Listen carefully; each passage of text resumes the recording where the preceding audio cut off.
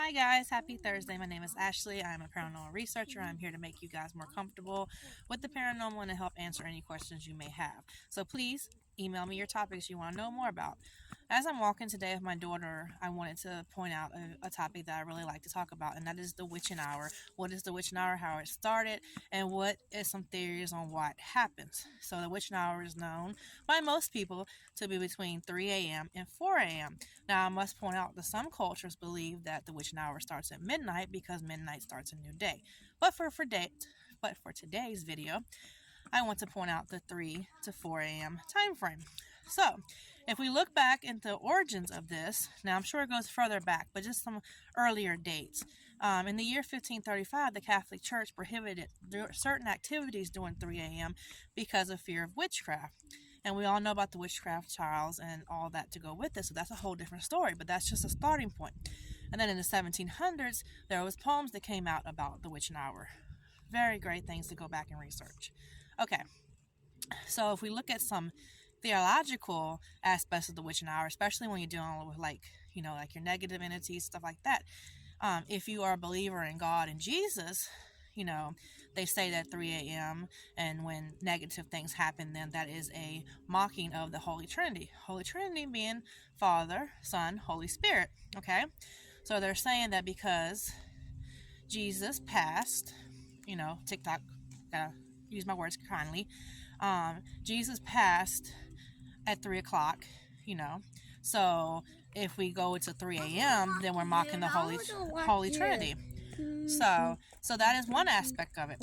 Now, you can also look into divine messages. So the numbers 3, when you look into angel numbers, any kind of divine messaging, 3 is a really divine number. So if you're awoken at 3 a.m., it is said that maybe you might, and of course something bad's going on, then you are probably receiving a message from your angels or from your guides, which is a wonderful thing. There's also theories on we wake up at 3 a.m. because when we are in REM sleep, that is when we astral project. And there's some people that do it, they practice to do it willingly, but sometimes that we do that. And so when we awoken, when you come back into your body and your mind and everything comes back, you're jolted up. So this is what happens at, REM sleep. We can't excuse things like, of course, if you have sleep apnea, insomnia, different things like that. You want to make sure that you're checking off those medical problems that could be going on to why you're waking up at random times during the night.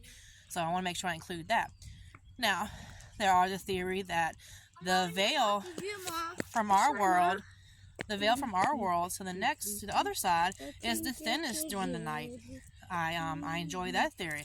So that's why most paranormal investigations happen during the night, because the veil is thinner. It's easier for spirit to communicate with us, during that time. So that's something to look at too.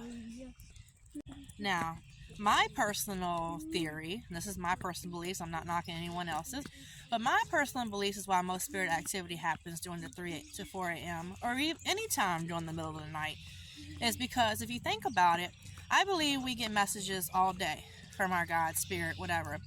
But when you think about it, you wake up in the morning and you're go, go, go. You're drinking coffee, eat your breakfast, you're going to work, being a parent, whatever you do, you're go, go, go.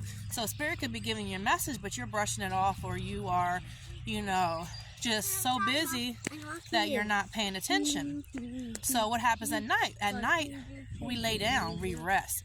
When we go to sleep, our minds are quieted, okay?